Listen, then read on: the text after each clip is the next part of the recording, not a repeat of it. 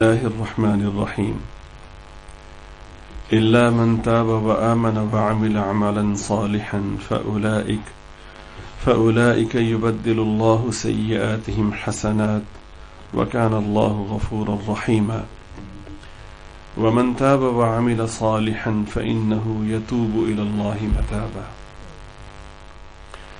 وقال الله عز وجل إن الذين آمنوا وعملوا الصالحات سيجعل لهم الرحمن ودا صدق الله العظيم وصدق رسوله النبي الكريم. درود شریف پڑھ میں جو گفتگو ہماری چل رہی تھی آج اسی کا تسلسل ہے. موضوع یہ چل رہا تھا کہ گناہ ایک عیب ہے. گناہگار جب سچی توبہ کرتا ہے تو اس کا یہ عیب خوبی میں بدل جاتا ہے. گناہ ایک کمزوری ہے اور گناہگار جب توبہ کرتا ہے تو اس کی یہ کمزوری قوت میں بدل جاتی ہے. اس نسبت سے گفتگو آپ کی خدمت میں عرض کی جا رہی تھی. ہوتا اصل میں یہ ہے کہ آدمی جب گناہ کرتا ہے تو اول تو شیطان اس کو گناہ پر اکساتا ہے، گناہ کرتا رہتا ہے. پھر خوش قسمتی سے اسے کوئی اچھا رہنما، اچھا ساتھی، اچھی مجلس میسر آتی ہے جس میں توبہ کی فضیلت، توبہ کی اہمیت، فکر آخرت کا ماحول یا اس سے متعلق گفتگو سننے کو ملتی ہے تو اس کا جی چاہتا ہے کہ میں توبہ کروں، میں اللہ سے معافی مانگوں. توبہ تو وہ کرنا چاہتا ہے لیکن اب اس کے ذہن میں کئی سارے اشکالات اور کئی سارے اندیشے نمودار ہونا شروع ہو جاتے ہیں کہ میں توبہ کر بھی لوں تو فلاں کے سامنے میں نے فلاں گناہ کیے ہیں تو وہ کیسے مانیں گے کہ میں نے توبہ کی ہے. ساری دنیا مجھے فلاں برائی کے حوالے سے پہچانتی ہے. تو یہ علماء حضرات کہتے ہیں کہ توبہ کر لو، اللہ ایسا کر دیں گے جیسے کبھی توبہ ہی نہیں کیا، جیسے کبھی گناہ ہی نہیں کیا. تو جس نے گناہ نہ کیا ہو اس کا تو بڑا وقار ہوتا ہے، تو میں تو گناہوں میں لتھڑا ہوا ہوں، اگر توبہ کر بھی لی تو مجھے تو معاشرے میں وہ وقار میسر نہیں آئے گا. ایک دفعہ بدنامی ہو چکی، اب میں 1000 توبہ کر لوں تو وہ جو رسوائی میرا مقدر بن چکی ہے تو میں تو کبھی بھی اس دائرے سے باہر نہیں نکل سکتا. یہ چیزیں مایوسی کا سبب بنتی ہیں. بعض اوقات توبہ کر بھی لیتا ہے لیکن پھر بھی نا امیدی کی کیفیت ہوتی ہے، اور بعض اوقات توبہ کرتا ہی نہیں کہ فائدہ کیا، نعوذ باللہ من ذالک. یہاں پہ یہ نقطہ ذہن میں رکھیں کہ میرا اور آپ کا کام صرف اور صرف توبہ کرنا ہے اور سچی توبہ کرنا ہے. اس کے نتائج کا ترتب وہ ہمارے اختیار میں نہیں ہے، وہ اللہ پاک کے اختیار میں ہے. ہمارا کام توبہ کرنا ہے، اس توبہ پر معافی، اس توبہ پر گناہوں کو نیکیوں میں بدلنا، اس توبہ پر ہمارے لیے لوگوں کے دلوں میں جو نفرت اور جو گھٹیا پن کے احساسات تھے ان کو محبت سے بدلنا. یہ اللہ رب العزت کے اختیار میں ہے اور اللہ رب العزت اپنا وعدہ ضرور پورا فرماتے ہیں. اسی ضمن میں یہ عرض کیا گیا تھا کہ جو محبت لوگوں کے دلوں میں پیدا ہوتی ہے یہ اللہ پاک کی طرف سے ہوتی ہے. چنانچہ اس حدیث پاک کا حوالہ دیا گیا کہ اللہ تعالی حضرت جبریل علیہ السلام کو بلاتے ہیں اور فرماتے ہیں کہ جبریل، ہم فلاں بندے سے محبت کرتے ہیں، تم بھی اس سے محبت کرو. چنانچہ حضرت سیدنا جبریل علیہ السلام اس سے محبت کرتے ہیں اور اس سے محبت کرنے کے بعد آسمان پر اعلان فرماتے ہیں کہ اللہ تعالیٰ فلاں بندے، تو آسمان پہ جتنے فرشتے ہوتے ہیں وہ سب کے سب اس بندے سے محبت کرنے لگتے ہیں. حدیث پاک میں ہے کہ جب آسمان والے اس سے محبت کرنے لگتے ہیں تو پھر زمین پر بھی قبولیت اس کے لیے ڈال دی جاتی ہے. چنانچہ کوئی شناسہ ہو یا غیر شناسہ، کوئی رشتہ دار ہو یا غیر رشتہ دار، بعض لوگ اتنے ایسے ہوتے ہیں کہ چہرہ دیکھ کر طبیعت میں کشش پیدا ہوتی ہے کہ یہ کوئی بہت ہی اچھے آدمی ہوں گے. اسی حوالے سے اس بچے کا واقعہ آپ کی خدمت میں عرض کیا گیا تھا جس کو اس کی ماں نے کام پہ بھیجا تو حضرت سیدنا عبد القادر جیلانی رحمۃ اللہ علیہ کی خانقاہ کے سامنے سے گزرا، حضرت کے چہرے کو دیکھا تو دیکھا کیا کہ بس دیکھتا ہی رہ گیا. یہ اس ضمن میں تھا کہ اللہ پاک جب کسی کی محبت ڈالتے ہیں تو پھر جب وہ محبت ڈال دیتے ہیں تو پھر بے اختیار آدمی محبت کرنے لگتا ہے. اس کے ذیل میں ایک اہم نقطہ جو بہت ضروری ہے وہ آپ کی خدمت میں عرض کرنا ہے کہ یہ محبت کے جو اللہ پاک کی طرف سے دلوں میں ڈالی جاتی ہے، یہ انتہائی پاکیزہ محبت جو عقیدت و احترام سے بھرپور ہوتی ہے وہ محبت ہے. کوئی کج فہم یا الٹی کھوپڑی والا یہ نہ سمجھ لے کہ نعوذ باللہ کسی نامحرم لڑکی سے محبت کرتا ہے تو وہ کہے کہ یہ بھی اللہ نے محبت ڈالی ہے. مفتی صاحب بیان کر رہے تھے جناب، نہیں یہ تو بہت بڑی جہالت اور حماقت ہے. میری بات سمجھ رہے؟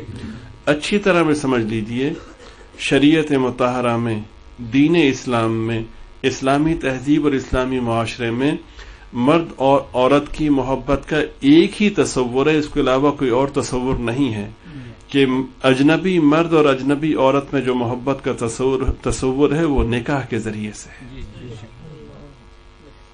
سب ساتھیوں نے بھائی جواب نہیں دیا، یہ سن نہیں رہے آپ یہ چودھری صاحب آپ کون بیٹھے ہیں، آپ شریک ہو میرے ساتھ. اسلام میں اجنبی مرد یا نامحرم مرد یا نامحرم عورت کے درمیان جو محبت کا تصور ہے وہ صرف اور صرف نکاح کے ذریعے سے ہے. اس کے علاوہ اگر کوئی سمجھتا ہے نامحرم مرد اور نامحرم عورت محبت کو تو وہ پرلے درجے کی بے حیائی اور بےہودگی اور بے غیرتی ہے. اس کو اچھی طرح میں سمجھ لیجیے. اب بڑے ایک نوجوان کا ایسا ہی معاملہ میرے سامنے آیا تو اس کو سمجھانے کے لیے میں نے اس کو بلایا تو کہنے لگا جی مجھے بڑی محبت ہے، فلاں ہیں فلاں ہیں، آپ میری آنکھوں میں دیکھیں. میں نے کہا تھپڑ ماروں گا تیری آنکھوں میں دیکھیں. یہ ڈائلوگ ڈائجسٹ کے اور ڈراموں کے تو نے کہاں سے یاد کر لی ہیں؟ ایک تھپڑ لگنے کی دیری تیری آنکھوں سے ساری وہ نکل جائے گی. یہی تتون کے لیے اپنے ذہن میں رکھے ہوئے ہیں. کیا تو اس چیز کی اجازت دے گا کہ تیری بہن بیٹی کے ساتھ کوئی اجنبی بغیر نکاح کے تعلق رکھے؟ کہ نہیں جی. میں نے کہا بڑا بے شرم ہے. بات سمجھ رہے ہیں آپ؟ اور یہ ذہن کا خناس ہوتا ہے، یہ گندگی کا مظہر ہوتی ہے یہ محبت، جس کو عام طور پہ معاشرے کی محبت کہا جاتا ہے، جس پر ٹی وی میں ڈرامے فلمیں وغیرہ سب بنتے ہیں اور لوگوں کو اس کو یہ سمجھے کہ رائج کرنے کی کوشش کی جا رہی ہے. اور اگر اس کی مذمت کوئی کرتا ہے یا لوگوں کو سمجھانے کی کوشش کرتا ہے تو اس کو پرانے خیالات کا مالک سمجھا جاتا ہے. نعوذ باللہ ترقی، یوں سمجھے کہ بے حیائی کا دوسرا نام ترقی رکھنے کی کوشش کی جا رہی ہے. روشن خیالی میں کی آڑ میں بے حیائی کو فروغ دینے کی کوشش کی جا رہی ہے. ایک نوجوان جا رہا تھا، اسی طرح کے دل پھینک قسم کا تھا وہ، تو راستے میں ایک خاتون تھی تو وہ دیکھا تو اس کو دیکھا تو دیکھ کر کے رک گیا. اب یہ تو عام معاشرتی چیز ہے نا کہ ہم کتنے پاکیزہ ہیں.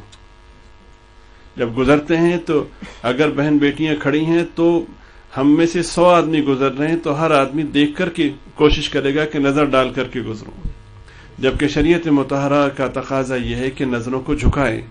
قل للمؤمنین یغضوا من ابصارہم، کوشش کریں کہ نظر نہ پڑے.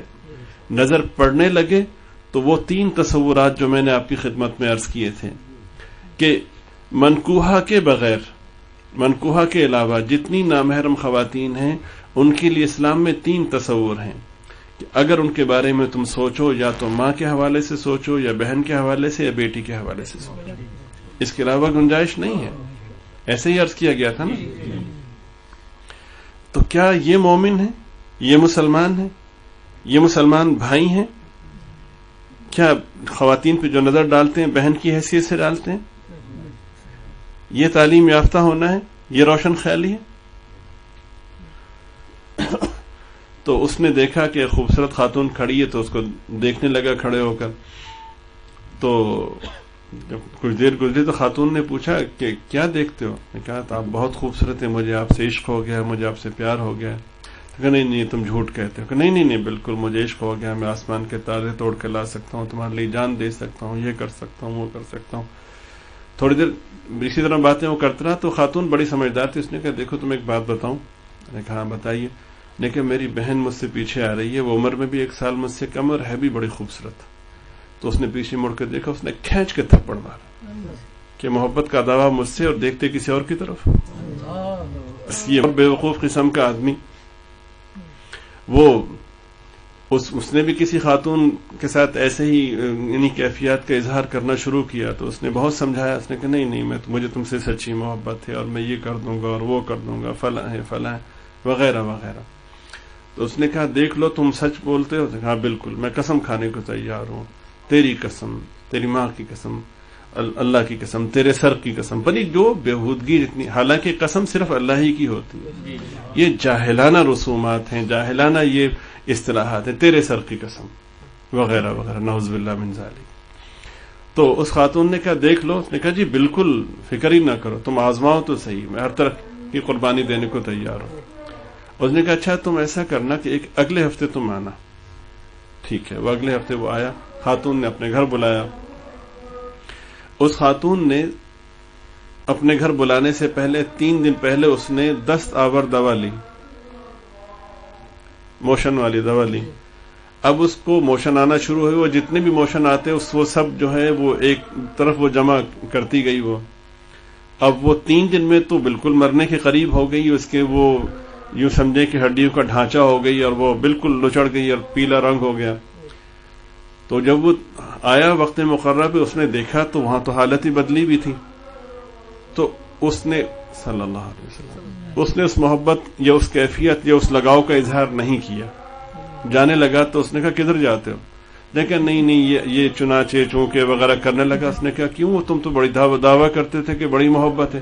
لیکن نہیں وہ تو کہ دیکھو ادھر آؤ, تمہیں جو محبت تھی مجھ سے نہیں تھی, وہ جو پاخانہ جمع کیا تھا اس سے محبت تھی.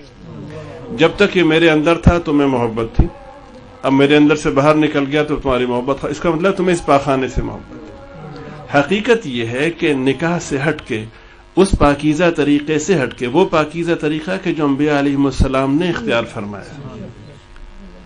چند چیزیں رسولوں کی, نبیوں کی سنتوں میں سے ان میں ایک نکاح ہے. تو اس سے ہٹ کے جو 2 نامحرم مرد عورتوں کے مابین تعلق کا تصور ہے وہ گندگی کا مظہر ہے, وہ گندگی پر مبنی ہے. اللہ تعالی ہم سب کو صحیح فہم نصیب فرمائے اور ان گندگیوں سے ہم سب کی حفاظت فرمائے. باقی انشاءاللہ اگلی نشست میں. وآخر دعوانا الحمدللہ.